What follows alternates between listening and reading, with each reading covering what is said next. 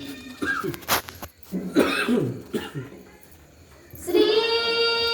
गणेशाय नमः।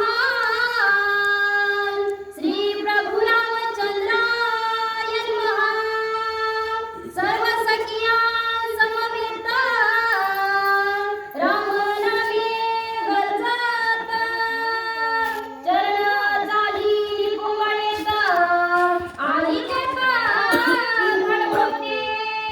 गणेशाला वंदन करून पंढरीच्या पांडुरंगाच्या चरणी नतमस्तक होऊन, श्रीरामरायाच्या चरणी नतमस्तक होऊन, नाथरायाच्या चरणी नतमस्तक होऊन, तुम्हा सर्व श्रोत्यांच्या चरणी नतमस्तक होऊन कथेला सुरुवात होते।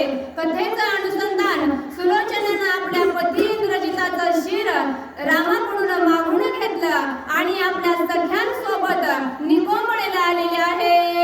शिर सोडली धडासी उभय भुजा ठेवली समीपेसी, अग्निप्रवेशाची सामग्रीसी स्वये साहित्यासी मांडिले।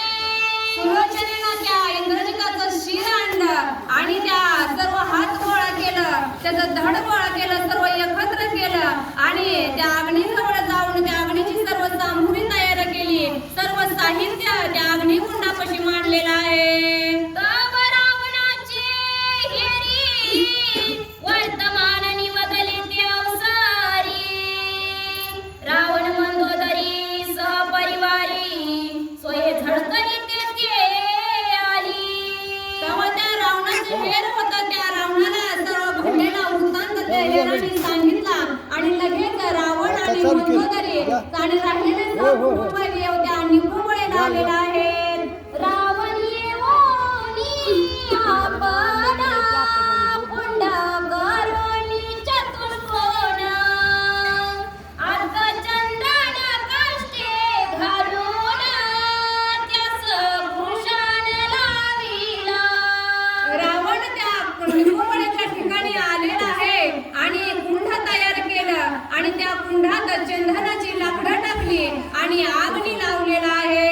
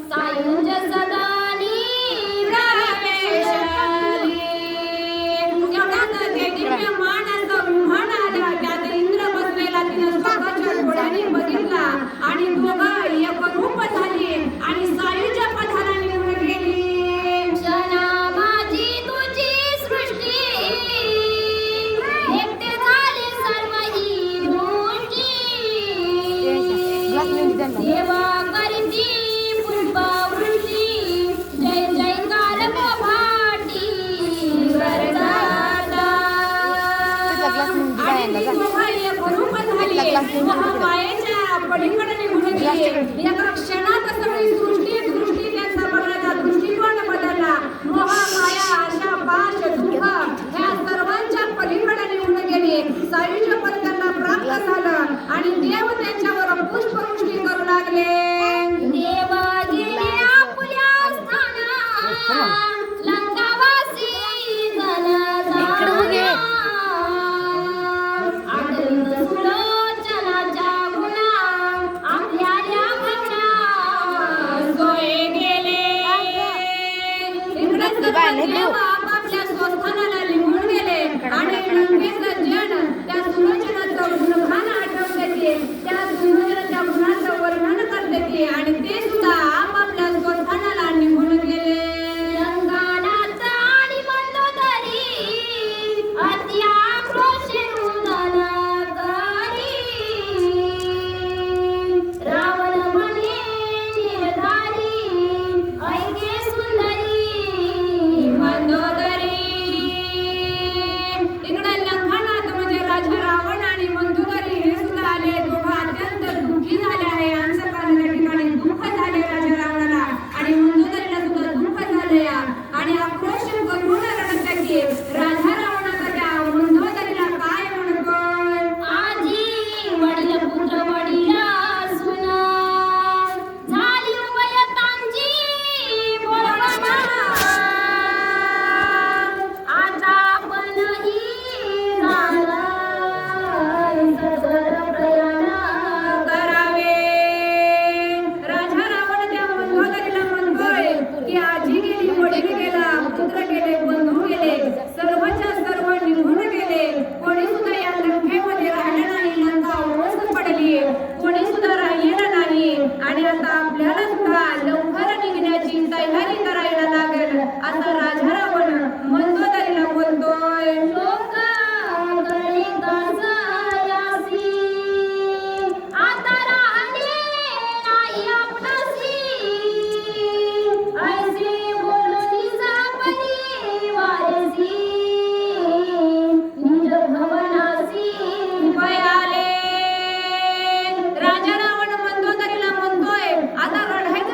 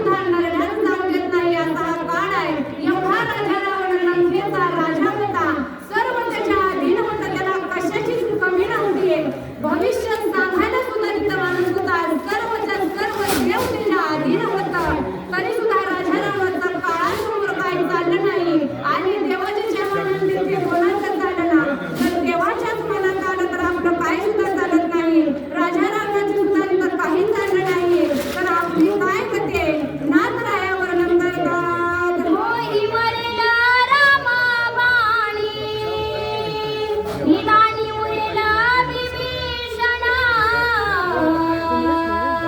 ऐसे काळाचे करणे कोण जाणे कैसे होया. नाथराय म्हणतात आता तो सुद्धा रामाच्या बाणाच्या हातून मरणार आहे. विभीषण एकटाच राहणार आहे.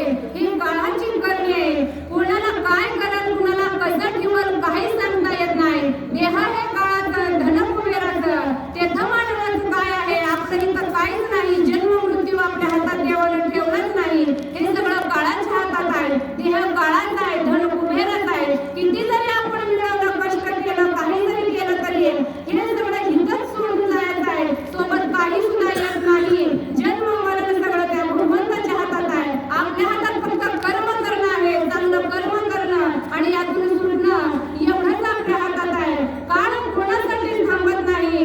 जरी एखाद्या शिक्षकानं शाळेतून मुलं बाहेर खेळायला सोडली आणि ती जर खेळताना त्यांचा अर्धवट जरी डाव राहिला आणि घंटा वाजली मुलांना वर्गात जाऊन बसावं लागतं, तसंच आपलं आहे. त्या यमाची घंटा वाजली की जसंच्या तसं सोडून आपल्याला जावं लागतं.